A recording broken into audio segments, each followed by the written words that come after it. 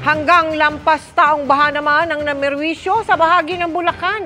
Habang sa ibang probinsya, malakas na hangin o pagguho ng lupa ang naranasan. Nakatutok si Joseph Moro. Sa kasagsagan ng malakas na ulan kanina, halos pasukin na ng baha ang bahay na ito sa Cainta.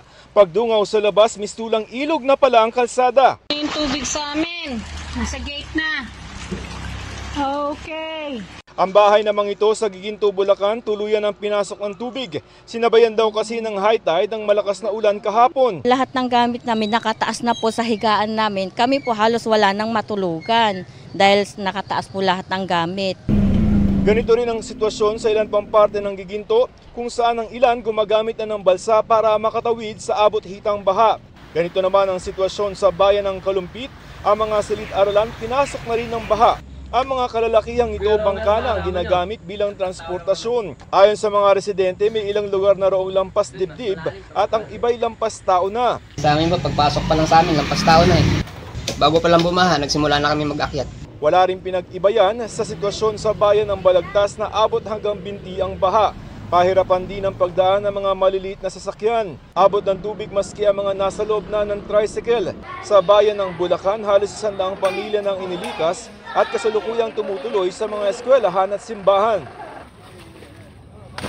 Sa kabila niya ng ilang kabataang ito, tuloy sa paliligo sa ilog kahit malakas ang agos. May mga bahay na rin sa Malolos na pinasok na ng abot binting baha. Mistulang ilog na rin ang mga kalsada. Kita naman sa drone video na ito ang lawak ng bahang pumerwisyo sa mga residente ng Florida Blanca sa Pampanga. Abot baywang ang lalim niyan sa ilang mga kalsada. Meron ding umabot hanggang dibdib matapos bumigay ang ilang dike sa Porac River. Binahari ng ilang lugar sa bayan ng Macabebe. Pati na sa bayan ng Masantol kung saan napunta sa kalsada ang umapaw na tubig mula palaisdaan. Ayon sa tala ng MDRRMO, nasa 132 na barangay sa 14 na LGUs sa Pampanga ang lubog sa baha.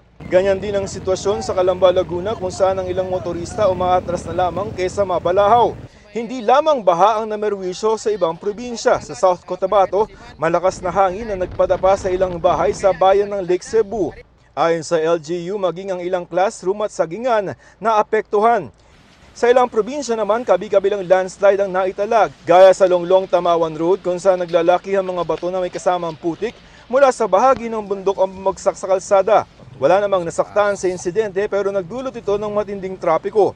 Nakapagtala rin ng pagguho ng lupa sa ilang lugar sa Batanes, pati na sa Lebac, Sultan Kudarat. Para sa GMA Integrated News, Joseph Morong, nakatutok 24 oras.